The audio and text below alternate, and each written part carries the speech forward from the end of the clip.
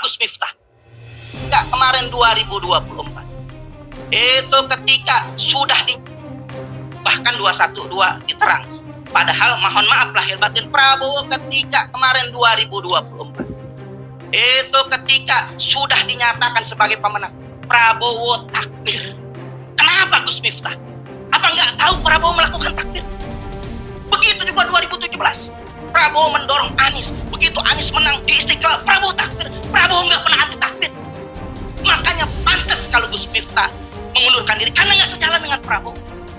Nah ini yang sedemikian, ini adalah rongrongan untuk pemerintahan Prabowo yang alhamdulillah Prabowo walaupun ini ada serangan politik, Prabowo legowo melepaskan Miftah karena untuk kepentingan banyak. Walaupun sebenarnya banyak yang dirugikan oleh daripada buzzer-buzzer yang kita duga ada buzzer merah bermain, yang sudah biasa memainkan di media-media massa, yang sudah punya orang-orang yang memainkan media massa. Nah yang masih sekitar Dul Mukmin, Novel Bamukmin, yang kita panggil Dul Mukmin. Nampaknya dia sedang berusaha menjilat, mengambil hati, merayu Pak Prabowo dengan memanfaatkan momen polemik Gus Miftah. Dia mengatakan bahwa Miftah ini menyerang 212, menyerang takbir, padahal Prabowo dikatakannya tadi ketika menang kemarin bertakbir, dulu juga bersama mereka bertakbir gitu ya di Monas gitu. Loh, Kang Novel Bamukmin, memangnya takbir hanya milikmu? Memang takbir hanya miliknya FPI? Hanya miliknya 212? Memang takbir itu mesti positif atau mesti negatif? Tergantung penggunaannya, bro. Kalau takbir digunakan untuk hal-hal yang positif pada tempatnya ya bagus.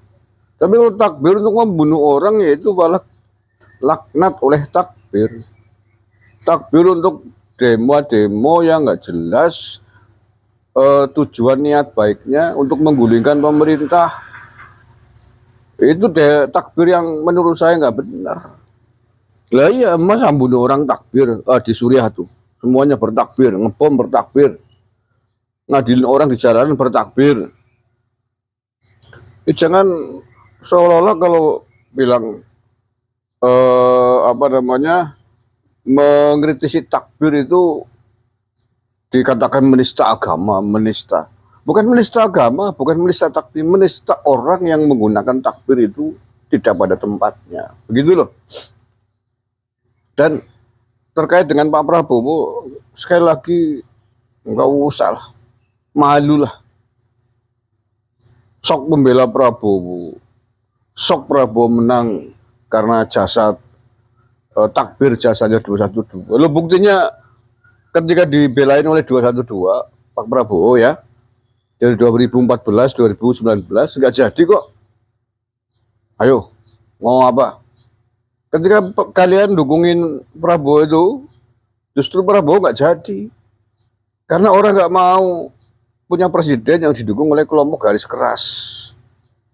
Oleh kelompok ormas-ormas yang membahayakan negara. Iya, ormas kelompok apapun termasuk kelompok agama seperti yang kalian ikuti itu, kalau kemudian bertujuan ingin mengganti NKRI dengan NKRI bersyariah, ingin berkhilafah, itu adalah kelompok-kelompok yang berbahaya bagi keutuhan bangsa dan negara. Makanya FPI dibubarkan oleh negara, kan itu tahu gak?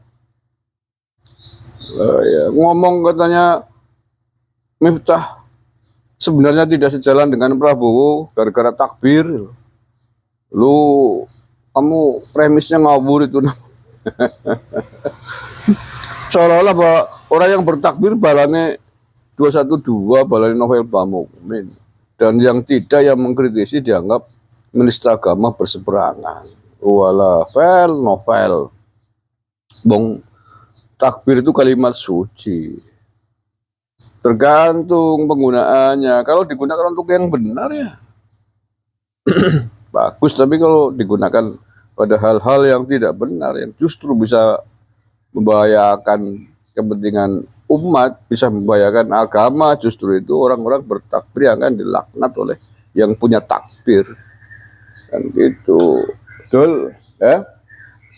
Jadi nggak usah sok-sokan bicara Prabowo seolah Anda berjasa dengan Prabowo, seolah Anda ingin dirangkul oleh Prabowo.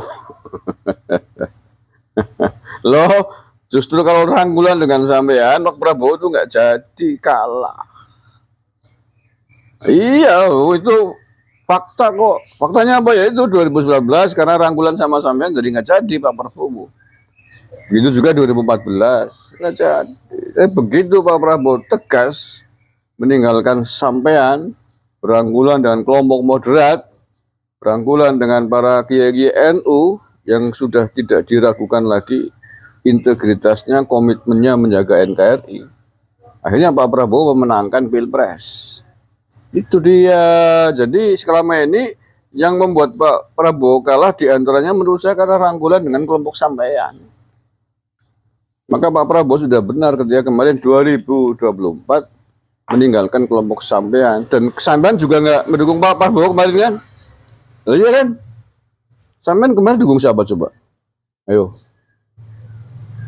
dukung siapa kemarin Pilpres 2024? Dukung Prabowo, dukung Ganjar, apa dukung Anies? Dukung Anies kan? Ya udah, kamu nggak usah muji-muji Prabowo. Ya, nggak usah seolah-olah menggunakan Prabowo untuk menyerang orang lain, menyerang Miftah. Dalam konteks ini saya nggak sepakat. Nggak usah tarik-tarik ke situ hanya karena ingin sampean dipuji Prabowo. Sampean kemarin dukung Anies kok. Makanya karena sampean sudah meninggalkan Pak Prabowo, jadi Pak Prabowo jadi menang. Begitu.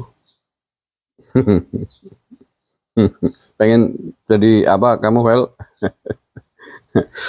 Itu dia. Iya, menangnya Pak Prabowo diantaranya karena kemarin sanggup menempatkan diri di tengah kebinekaan, di tengah negara kesatuan Republik Indonesia yang multi budaya, multi agama, multi suku, bahasa dan lain sebagainya. Akhirnya menang. Kalau kemarin masih bareng-bareng sama NTVL dan teman-teman, belum tentu menang. Ya, faktanya 2 periode sebelumnya kalah. Dulu 2019 saya termasuk yang tidak mendukung Pak Prabowo karena saya tahu, loh, ini berbahaya, ini presiden kok berangkulan dan kelompok-kelompok garis keras, kelompok-kelompok radikal. Ya, karena ingin merongrong NKRI bertentangan dengan Pancasila itu masuk kategori kelompok radikal, Vel, tahu nggak? Tanya sama BNPT karena kamu kurang jelas. Oke, kita doakan mudah-mudahan Pak Prabowo ke depan melangkah konsisten, istiqomah, teguh, kokoh, tidak terpancing oleh rayuan-rayuan gombal kelompok-kelompok radikal, kelompok-kelompok penjilat, kelompok-kelompok yang tidak berjasa tapi mungkin jasa masa lalu, yang justru masa lalu itu adalah kehancurannya. Terima kasih. Assalamualaikum warahmatullahi wabarakatuh.